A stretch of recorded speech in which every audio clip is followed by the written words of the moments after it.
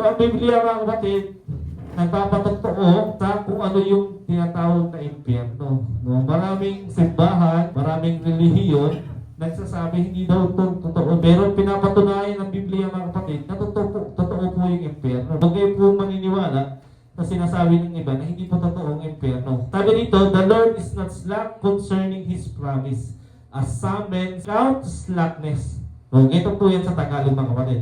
Ang Diyos, no mga kapatid, nag-aantay lang. No, slack, no? Ibig sabihin ng slack, nag-aantay siya ng napakahaba, no? Concerning His promise, as some men count slackness, but is long-suffering to us wide. So si Lord, mga kapatid, mahaba yung pasensya niya sa atin lahat. Alam niyo kung bakit, mga kapatid? Kung walang pasensya ang Panginoon sa atin, mga kapatid, lahat tayo, diretso na tayo ng impyerno. Pero, mga kapatid, binibigyan ka ng Panginoon ng mahabang buhay para, ano mga kapatid, para sa point na buhay mo, tanggapin mo si Kristo sa puso mo. Sabi niya, not willing that any should perish. Ayaw ng Diyos na mapunta ka sa impyerno. Ayaw ng Diyos na mapunta ka sa impyerno. Kaya ang Diyos nag-aantay sa'yo. O baka ikaw na lang inaantay ng Diyos, mga kapatid.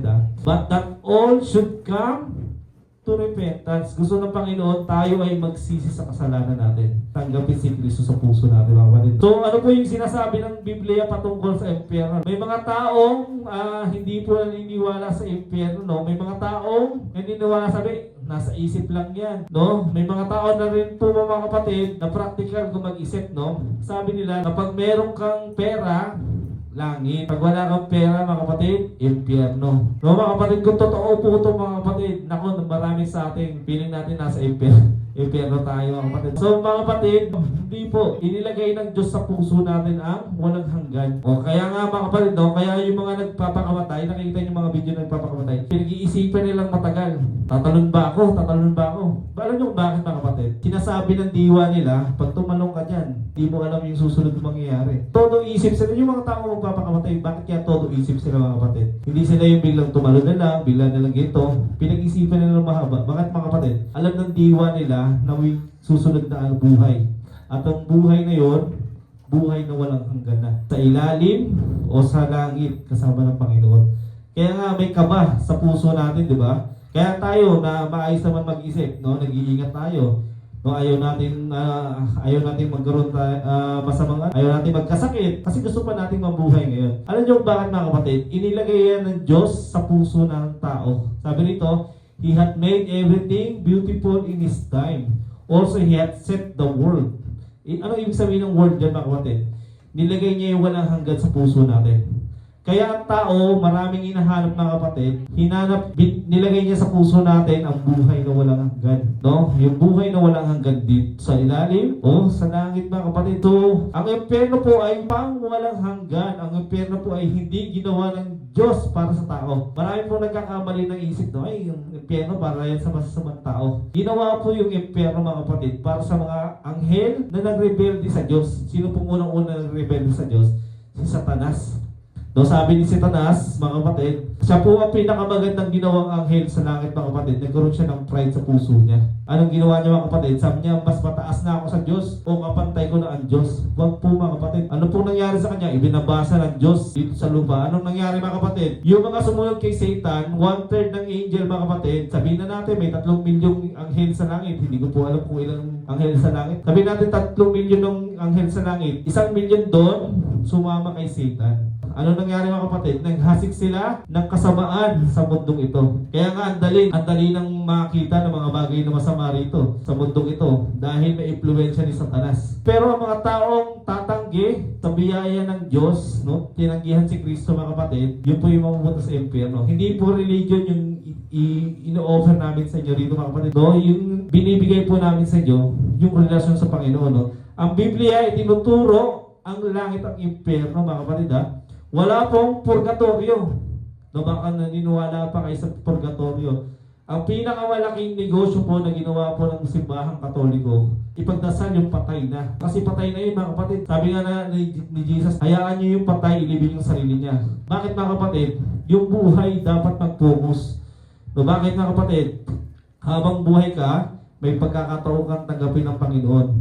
Pag hindi mo tinanggap si Jesus sa puso mo, diretso ka na sa ibaba, no? So, sabi rito, mga kapatid, the Lord is not slack, no? Hindi po mabagal ang Diyos. Ang dami nyo naisip, no? Ang dami niya naisip na masasamang tao. Ang dami niya naisip na, oy, yung mga kurakot, dapat mamatay na yan, no? Pero mga kapatid, lahat ng yan, lahat ng tao na yan, mga kapatid, binigyan pa ng Panginoon ng panahon para tanggapin siya sa puso nila, mga kapatid, no? Ang biyaya ng Diyos, ginagalang ang desisyon ng tao. Kung tatanggihan mo o tatanggipin si Kristo, one day, itatapon ang kanyang kaluluwa sa impyerno pag hindi niya tinanggap. Hindi po ang Diyos ang magdi-decide kung saan mapupunta ang tao.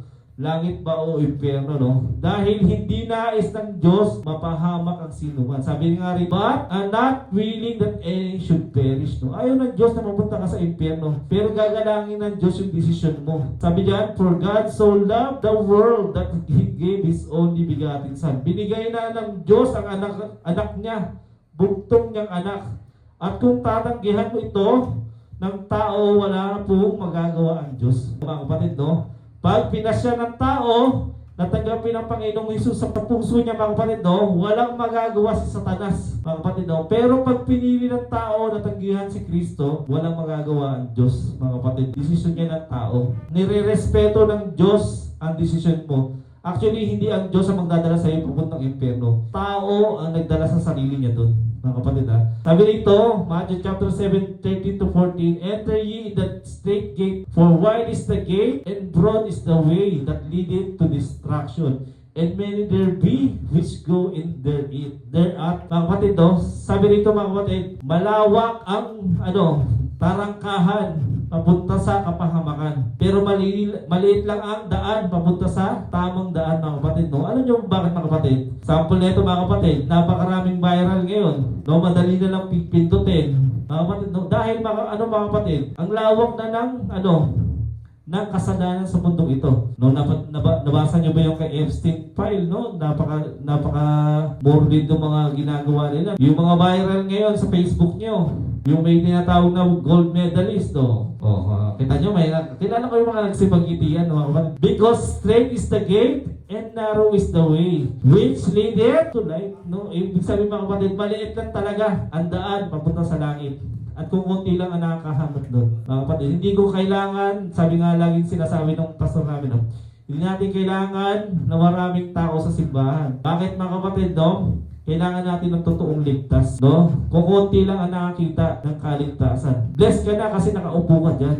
Doon nalalaman mo yung katotohanan. Meron po 3 English term ang hell mo, mga kapatid, sa Greek, no? Yung unang-una, mga kapatid, sabi rito sa 2 Peter chapter 2 verse 4, for if God spared not the angel sin, but cast them down to hell. No? Sabi nito, cast them down to hell. Ibig sabihin, mga kapatid, dito, no, mga kapatid, no? Yung mga nagkasalang anghel, nilagay po sa impyerno. Ito po yung unang hell. Yung unang hell po, mga kapatid, tinatawag na Tartarus. Mabaho, pinakamalalim, kulungan ito, mga kapatid. Hindi ito ginamit sa ibang verse. Ito lang po. Alam niyo yung tartar?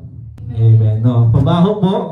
Yan yung ginaganya nyo, diba? May amoy yan, no? Naiisip nyo ba yung mga kapatid? Yan po yung unang impyerno, mga kapatid. Mabaho yan, no? Yan, isipin nyo na yung pinakamabaho may isip nyo.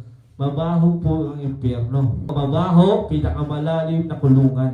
So next po, yung pangalawang hell po, fear not them which kill the body, but are able to kill the soul. Rather than fear Him which is able to destroy both soul, body, in hell, mga kapatid, no? So, ibig sabihin, mga kapatid, ganito. Sabi ng Diyos, huwag mong katakutan yung kayang pumatay ng laman. Katakutan mo yung kayang pumatay ng katawan at ng kaluluwa mo. Mga kapatid, yan yung pangalawang hell. Ito yung, ibig sabihin, mga kapatid, yung hell na tinutukoy dyan sa Greek word, Gehenna, which is means lake of fire, no? Impyerno yan, no? Lake of fire. No? So, meron pang pangatlo. Sa Luke chapter 16 verse 23, sabi niya, in hell, he lift up his eyes being torments and see Abraham afar off and Lazarus in his bosom. May tinatawag din po rito sa pagkakataon na to, yung hell. So, yung hell na yan, mga kapatid, dyan po yung napupunta yung mga, wala pa kasing impyerno, no? Diyan po napupunta yung yung sa panahon ni Jesus ay sa panahon ni Abraham, mga kapatid, wala pa pong hell yan. Pinaghiwalay lang yung Abraham's bosom at saka yung impyerno, pasimulang impyerno, mga kapatid, no? So, mga kapatid, hindi po napupunta, pag namatay po ang tao, hindi mananampalataya, hindi po siya napupunta sa Tartarus o kaya sa Gehenna, no?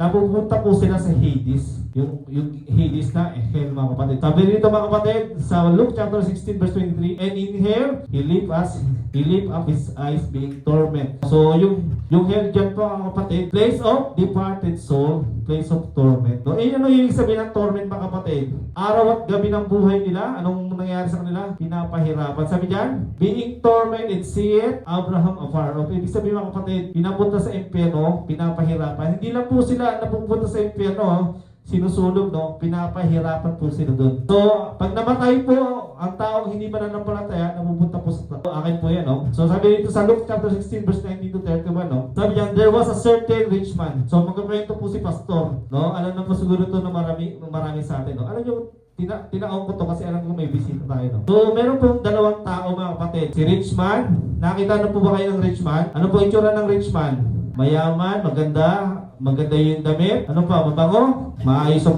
buhok, di ba mga kapatid? No, puti. Hindi naman siguro kailangan maputi mga kapatid. No? There was a certain rich man which was clothed in purple. So, sa panahon dati mga kapatid, pag damit mo ay purple, mga kapatid, mayaman ka. Dahil mahirap hanapin yung purple, no? And fine linen. And fared sumptuously every day. So, nalulubuhay siya sa pamumuhay niya, no? And there was a beggar, certain beggar. Nakita ba kayo ng pulube? Ano tsura ng pulube? Ha?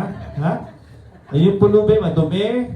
Ano pa mga kapatid? Pulube ay mabaho. No? Name Lazarus. Napansin nyo ba mga kapatid? No? Pinangalanan yung mahirap. Ang pangalan niya ay Lazarus. Yung mayaman, hindi mo pinangalanan. Ano nyo kung bakit mga kapatid?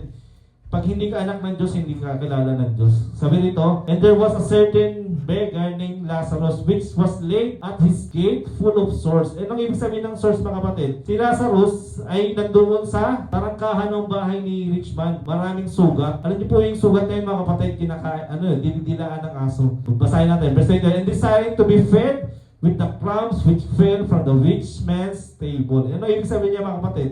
Alam niyo yung mumo sa lamesa, di ba? Pagkakain ka, kung ano lang yung mahulog doon sa lamesa ni rich man, yun lang yung kakainin ni Lazarus. Moreover, the dogs came and licked his sore. Anong ibig sabihin niya mga kapatid? Yung namumuo niyang mga sugat mga kapatid, dinidilaan ng aso. Na sobrang kawawa siya, no? Pati yung aso na awa sa kanya, dinidilaan. Hindi ko pa po alam kung uso na yung rabies dati, no? So, kawawa si Lazarus. And it came to pass, mga kapatid, ano nangyari mga kapatid? That the beggar died. Ano po yung namatay? Una, yung pulube. And was carried by the angel into Abraham's bosom. Ano po nangyari mga kapatid? The rich man also died and was buried. Tandaan ito mga kapatid ha. Tandaan ito, mayaman ka, mahirap ka, lahat tayo mamamatay. Ang tawag po ng kamatayan mga kapatid, ang sabi diyan mga kapatid, great equalizer yan mga kapatid. Mayaman ka, may pinag-aralan ka, wala kang pinag-aralan o mamamang tao ka, lahat tayo mamamatay mga kapatid. Do mga kapatid, kahit nga mga kapatid, kaya nga sinasabi ko sa inyo lagi mga kapatid, huwag kayong mag-idolize ng tao. Sino bang mga idol ngayon? Mga bini. Mabaho rin yung utot niyan. Lalo na yung tao. Tayo din nila, no? Lalo na yung tao. Mga kapatid, huwag kayo mag-idolize, no? Huwag kayo mag-idolize ng tao. Isipin niyo mga kapatid, dahil lahat tayo mamamatay. No? Sasabihin niyo, maganda yung masarap yung kinain ko. Ang ulam ko ay tuyo. Kagabi po ulam namin ay tuyo. Pero pareho lang natin, itatai yan. Ang ulam mo ay lechon. Ang ulam ko ay tuyo. Pareho lang natin itatai. Ano niyo bakit mga kapatid? Equal lang yan sa Panginoon. Mabusog ka, okay na yun, di ba? Inequal lang ng Panginoon yan. Pero ang great equalizer ng Diyos, lahat tayo ay mamamatay, no? Mayaman, mahirap, parehong namatay. Magkaiba lamang po mga kapatid, yung kabaong nila. Pag mayaman mga kapatid, nakanara. Pag mahirap, lawanit lang, no? Plywood na. Ang mayaman ay namatay at ang mahirap ay namatay. Kasi hindi po nabibili ang buhay. Kahit bumili ka ng pinakamatalinong doktor, ang tao po pa rin mga kapatid ay mamamatay. And in hell, ito po mga kapatid si rich man na po yung nagising dito. And in hell, he lift up his eyes being tormented. Pagkagising niya mga kapatid, no? Minsan kasi naiisip natin, no? Pag napunta ang tao sa impyerno, no? Iniisip nila hinuhulog sila doon ng Diyos, no? Hindi po.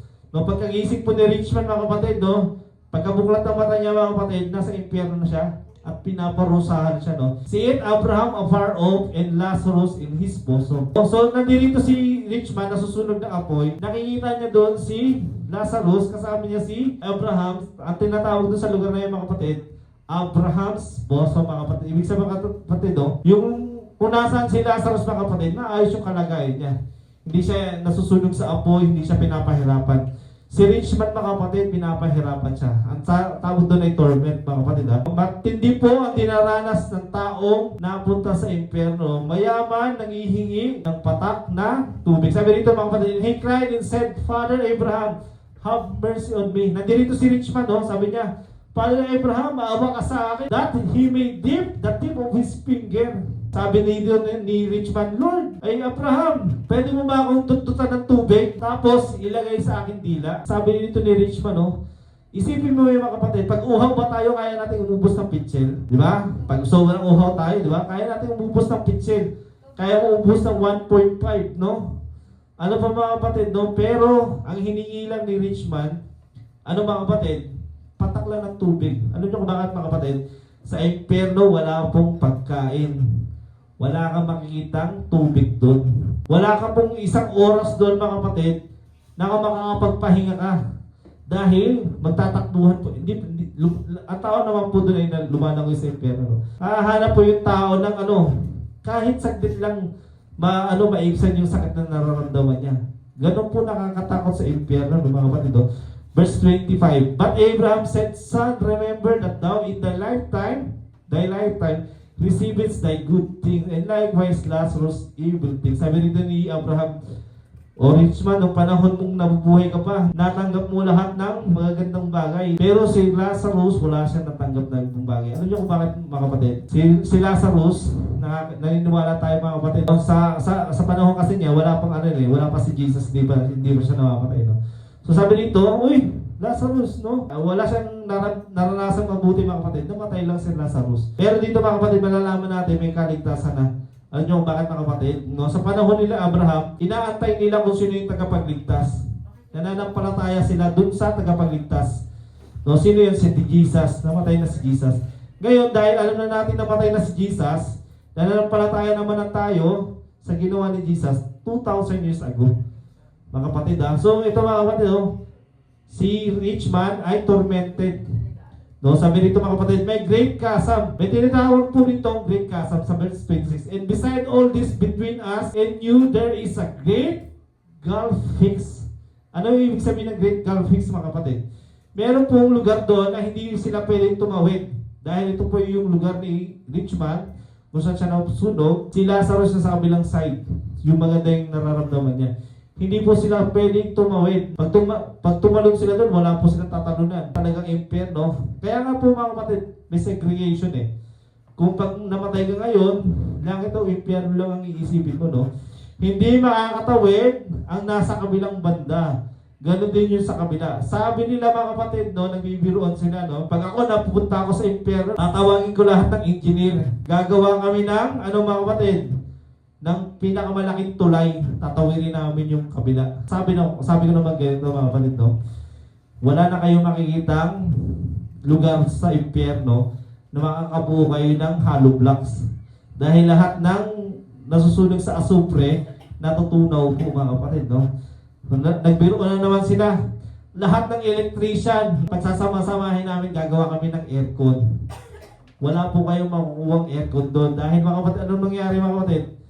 Lahat po ay natutunaw sa impyerno, mga kapatid Ganyan, kino-comfort ng tao ang kanilang mga sarili patungkol sa impyerno. Sa paniniwalang okay lang mapunta sa impyerno, andun lahat ng artista. Sino nakarinig doon mga kapatid? Andun sila, mag-rock and roll kami sa may concert sa impyerno. Ang tanging maririnig niya sa impyerno mga kapatid, yung iyakan ng tao.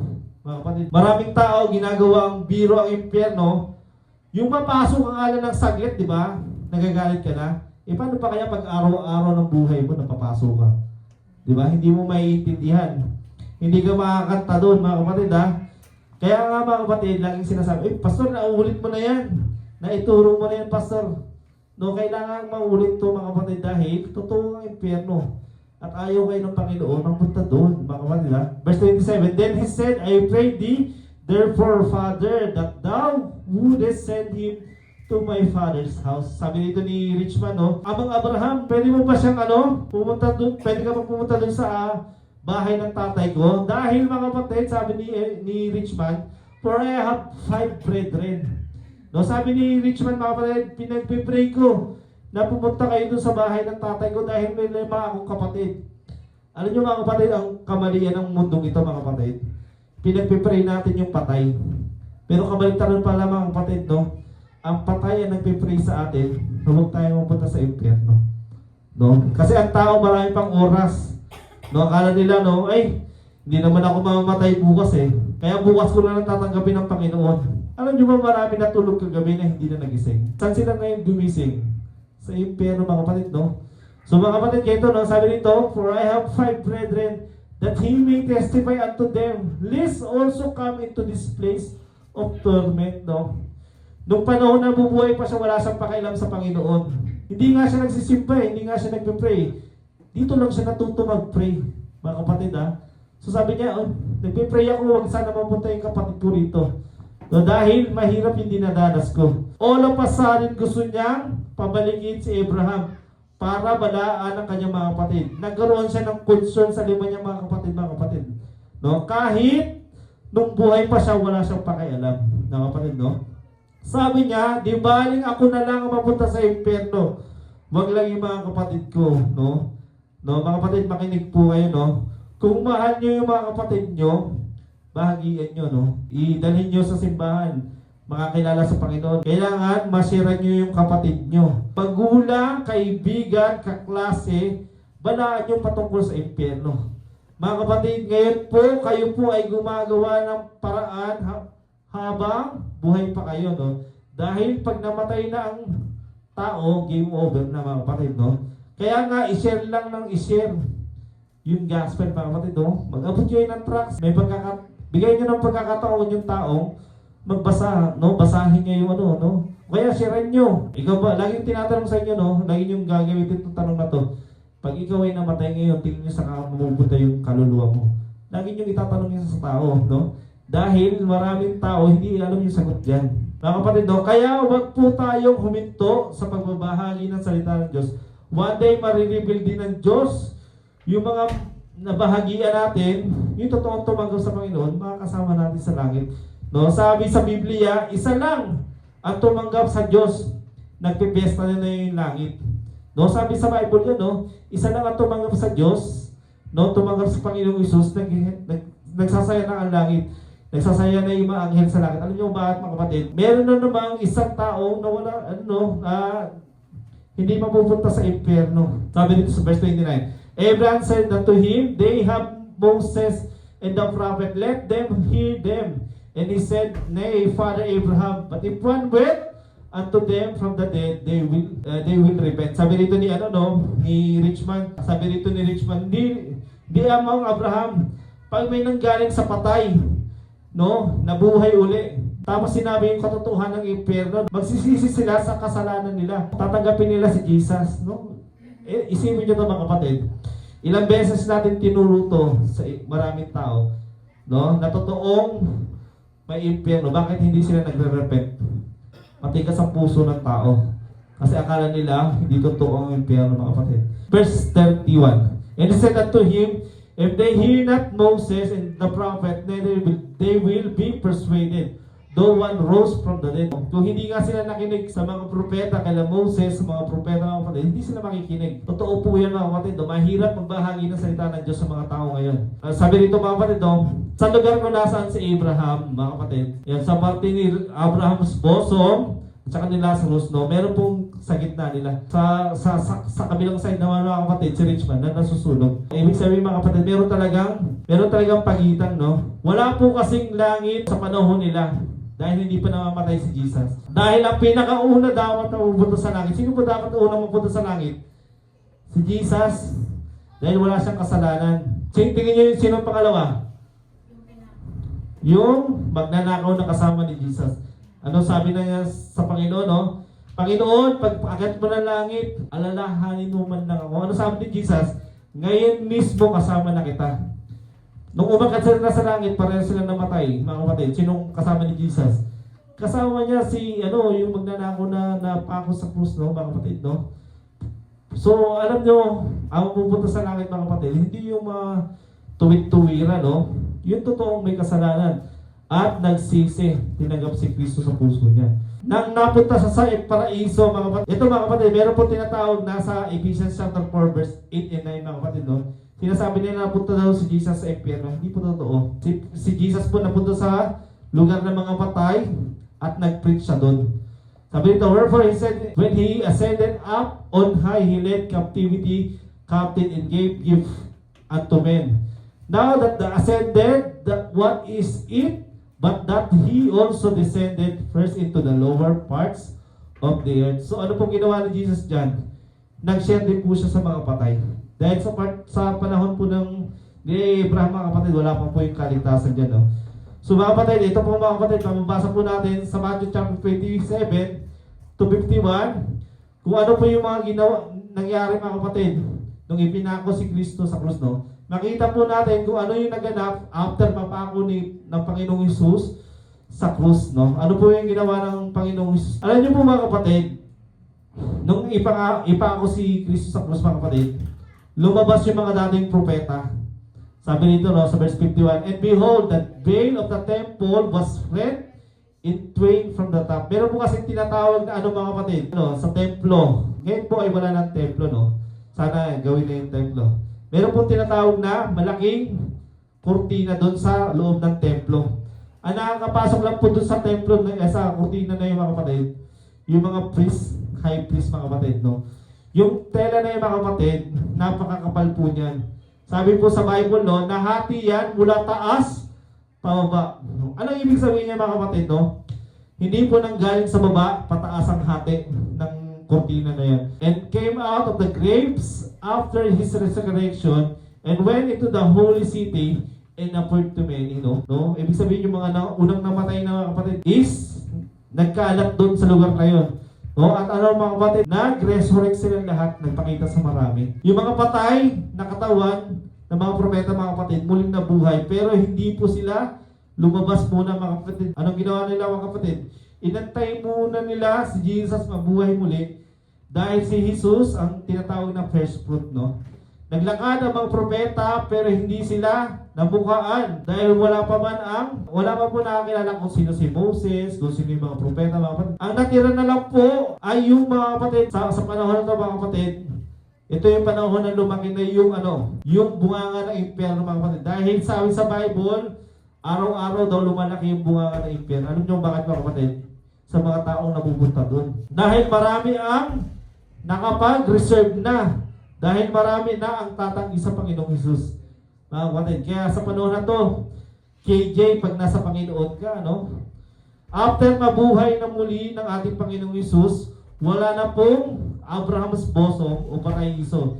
Dahil isinama na niya lahat paakyat ng langit. Yung Abraham's bosom, lahat po sa side ni Abraham, mga kapatid, umakyat na sila sa langit, mga kapatid. So, isa na lang natitira, impyerno. Mga kapatid, no? Sabi sa Isaiah chapter 55 verse 14, therefore hell hath enlarged herself, no?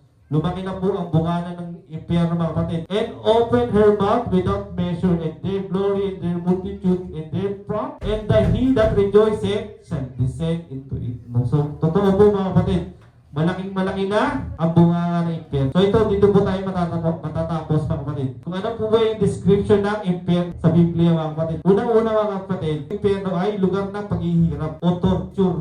Alam niyo po yung torture? Sino po nakakaisip ng torture? Ano po naiisip yung torture mga kapatid? Kakaiba po yung torture na binabanggit ng Biblia mga kapatid. Verse 23, and in hell he lift up his eyes being torment. Ito mga kapatid, alam niyo ba ibig sabihin ng torment na yan? Salitang torment. Yung salitang torment dyan mga kapatid sa Greek word mga kapatid, basanos. Ano ibig sabihin niya mga kapatid? To walk in food, torture. Ibig sabihin niya mga kapatid, sa impyerno, pero yung mga tao mabupunta sa impyerno, binalatan yung mga paa nila. Ganun po kahirap sa impyerno. Hindi ka lang napapasok. Pag maglalakad ka doon, makakita ka na yung paa doon ay binalatan ng, binalatan. Natutorture po sila araw-araw ng buhay nila. Sa impyerno po, ang paa ng mga tao, binalatan at pinaglalakad po sila, no? Yun po ang ibig sabihin ng salitang basanos o baino, mga kapatid. Sa impyerno, mga kapatid, napakahirap. Sa impyerno, katawan pa rin ng tao. May katawang naiinitan, pero hindi nasusunog. Katawang nasasaktan, pero hindi namamatay. Ganun po yung description ng impyerno. Sabi po rin sa verse 24, no? I am tormented in this flame, no? So nasusunog, hindi lang po siya nasusunog, no? Pag naglalakad po sila, binalatan po yung paa nila. Ayaw po natin yan. No? A place of mental, emotional agony. Anong ibig sabihin niya mga kapatid? Maalala ng tao lahat ng ginawa niya rito sa mundo. Ang haba ng panahon ko, hindi ko tinanggap si Kristo. So, basahin natin. But Abraham said, remember, no? Sabi ni Abraham, tandaan mo na nabubuhay ka, ang ganda ng buhay mo. No? Hindi ka nagkaroon ng pagkakataong sumamba sa Panginoon. No? Magsisimba ka na ng alang, hahatakin ka pa. Magbe-pray ka ng alang, iiwas ka pa. Paano mo magugustuhan yung langit? Isipin nyo ito mga kapatid, isipin mo ito. No? Kung talagang langit ang pupuntahan mo, bakit hinahatak ka pa pupunta sa simbahan? Kung talagang langit ang pupunta mo, mga kapatid, bakit mag-i-special number kailangan ka pang pilitin? Mga kapatid, ha? Alam nyo ba sa langit, ang gagawin natin, walang iba kundi kumanta sa Panginoon. Kung dito hindi ka makakanta, tingin mo makakanta ka sa langit. Mga kapatid, lahat yan ay opportunity para maglingkod sa Panginoon. No, sabi ni Abraham, tandaan mo nung nabubuhay ka pa, ganda ng buhay mo. Ngayon, patay ka na, tatandaan mo, grabe, iiyak na lang po yung tao doon. Tandaan nyo po a place of mental, emotional agony. Maaalala po talaga. No, alam nyo po mga kapatid, ano po yung malala ng mga taong napunta sa impyerno mga kapatid. Tinanggihan nila yung kaibigan nilang binabahagian sila ng salita ng Diyos. Oy, punta ka ng simbahan, invite kita. Tinanggihan nila. Oy, pwede ba kanyang bahagian ng salita ng Diyos? Tinanggihan nila. No, maaalala nila na inabutan sila ng trucks. Maaalala nila sila, uy, lagi siyang ini-invite sa simbahan. Maaalala nila mga kapatid na sinesiran sila. Uy, pag namatay ka ngayon, saan ka mapupunta? Lagi po nila maaalala yung mga kapatid. Meron po tinatawag sa Bible na gnashing of teeth. Alam niyo po ibig sabihin ng gnashing of teeth? Yung ngipin, nagtatama. Sino po yung pag natutulog na narinig niyo po yung katabi niya na nagbubungguan yung ngipin? Meron po ba kayo narinig na gano'n? Yung ate ko po, no? Pag natutulog, parang gumaganon yung ngipin niya. Ano niyo po sa impyerno, yung mga tao na punta sa impyerno, gumaganon doon po yung ngipin nila sa sobrang sakit. Hindi lang po bakit sa sobrang sakit mga kapatid, no? Naaalala nila na ini-invite sa simbahan na sinesiran sila at taas ng pride nila. Ayaw nilang tanggapin si Jesus. No? Maaalala nila, no? Pangatlo, a place of eternal separation. Walang hanggang pagkahiwalay sa Diyos. No, basahin po natin. A place of eternal separation. Separation, mga kapatid, no? Sabi dito sa verse 26, and beside all this, between us, there is a great gulf. May malaking, pagkahiwalay. Ibig sabihin mga kapatid, kung sino po ang mapupunta sa langit, hindi na mapupunta sa impyerno. Kung sino yung napunta sa impyerno, hindi na mapupunta sa langit. Mga kapatid, meron pong malaking separation, no? No, hindi na po magkikita yung mga tao mapupunta sa langit at impyerno. Sabi ng nakapag-asawa ng hindi mananampalataya, buti naman. No? Nakapag-asawa ka ng hindi mananampalataya, Lord, salamat. No, pagpunta ka ng langit, hindi ko na makikita yung asawa ko. No, amen, no? Wala, joke lang. Alam nyo mga kapatid, no? Totoo yan, no? Revelation chapter 20 verse 10. And shall be tormented day and night forever and ever. Isipin nyo mga kapatid, no? Di ba mainit sa microwave, no? Nasusunog ka sa microwave, no? 5 minutes lang, nasunog ka, tusta ka na. Sabi rito sa verse na ito mga kapatid, shall be tormented day, umaga, gabi, walang hanggan. No? Isipin mo yun, isang araw lang sa impyerno, ang sakit na, ang hirap na. Paano pa kaya yung walang hanggan? Mabuhay ka doon ng 1,000 taon, matagal ba? Tagal yun, di ba? Mabuhay ka ng 10,000 taon doon, matagal. 100,000 years matagal. 1 million years. Paano pa kaya yung walang hanggan? Napakahirap po mapunta sa impyerno. No, mga kapatid, no? Forever and ever. Sa Latin po mga kapatid, para siyempre. No? So, pang-apat, dito po tayo magtatapos. Amen, no? Gito. Meron po, alam niyo po ba yung importansya ng salitang amen, mga kapatid? Amen. Ito, mga kapatid. May kwento, pwede po mga magkwento? Amen. Ito. Meron pong, rancho at meron po silang kabayo. No, yung kabayo na yun ay ang nag-aalaga doon po mga Christian. No, sabi nila, hindi mo na kailangan rendahan yung kabayo, no? Pag gusto mong maglakad ang kabayo, sabihin mo lang hallelujah. Ano po yun pag maglalakad yung kabayo? Hallelujah. Hallelujah. Ngayon, pag gusto mong tumakbo yung kabayo, sabihin mo, praise the Lord. No? So ngayon, sabi niya, uy, paano naman paghihinto? Sasabihin nyo, amen. No, amen. Ngayon, sumakay na doon yung isang Kristiyano. No, sabi niya, uy, sige nga. Subukan ko palakarin to muna. Ano sasabihin pag palalakarin? Hallelujah. Hallelujah. Hallelujah. Hallelujah. Naglakad yung kabayo. Ay, mabagal. Gusto ko na bumilis. No? Sabi ko, praise the Lord. No? Tugtog. Napakabilis po, no? Ngayon, nung pumunta sa bangin, sabi niya, paano po pahintuin? Ano po word para pahintuin? Amen. Amen. Sabi niya, malapit na po sila dun sa bangin, sinabi niya, Amen! Amen. Huminto po yung kabayo, no? Bakit mga kapatid? Ano niya na amen? Dahil yung Kristiyano po magpasalamat sa Panginoon, sabi niya, hallelujah, praise the Lord. No? Dumiretso po yung kabayo dahil nagpasalamat po sa Panginoon. So ano po yung gagawin natin para huminto ang preaching? Amen, no? Amen, no? Di ba? Yeah. No? Dahil may mga taong inaantok na. No? Yung inaantok na, no? Nag-aagaw buhay na mga kapatid, no? Kailangan pa nag-iimig kayo. Uy, nag-iimig, no? Nagigising po yan, no? No? Pang-apat po mga kapatid, dito po tayo magtatapos. Amen, no? Then he said, I pray. A place of an answered prayer. Sa impyerno po, wala na pong panalangin ang nasasagot mga kapatid. Alam niyo bakit mga kapatid?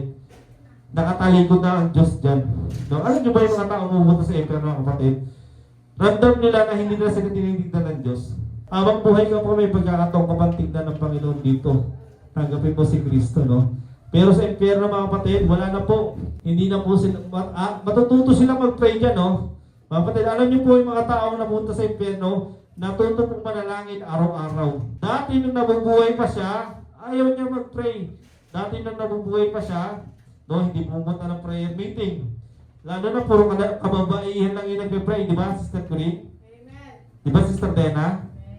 No? Kanalang kayo nasa kayo, no? Pero sa impyerno, matututo sila mag-pray araw-araw. Nag-prayer meeting sila doon araw-araw, no? Pero hindi na po sila pakikinggan ng Diyos. Yung mga panalangin nila, no? Ay, kahit anong panalangin nila, mga kapatid, no? Nagkaroon na siya ng prayer request, no? So, ito mga kapatid, no? Abraham said unto him, hindi na po mangyayari yan. Next, sabi dito, neither they will be persuaded. Hindi na po mababago ang isip ng tao. So, mga kapatid, ang katotohanan po mga kapatid, totoo po ang impyerno, no? May mga kwento, napapanood niyo po ba yun? May mga kwento. Si Dolphy daw, si Michael Jackson daw, napunta ng impyerno, no? Yung Pope daw, napunta ng impyerno, no? Hindi po natin masasabi yan. Dahil pag yung tao napunta sa impyerno, hindi na makakaangkat yan, mga kapatid, no? No? Tandaan natin mga kapatid, kaya nagpipreach si pastor sa impyerno, kasi totoo po ang impyerno. Kaya lagi pong sinasabi yan ng ating Panginoon, ha? Totoo ang impyerno. Kaya ngayon mga kapatid, kung meron po mo rito na hindi pa tumatanggap sa Panginoon, pwede po ba tayo mag-pray? Amen, no? Tayo po ay manalangin, no?